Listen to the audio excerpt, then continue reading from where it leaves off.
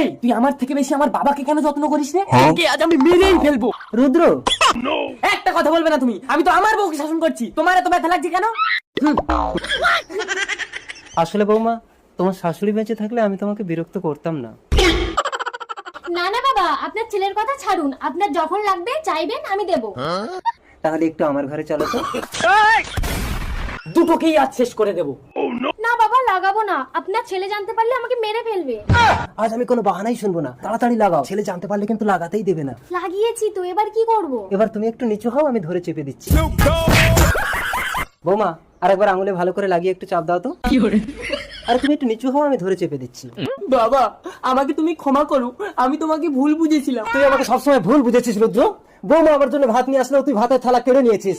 তাই আমার সমস্ত সম্পত্তি আমি বৌমার নামে লিখে দিয়ে আমার বাকি জীবনটা কাটাতে আমি বৃন্দাবন চললাম। বাবা। পিতা স্বর্গ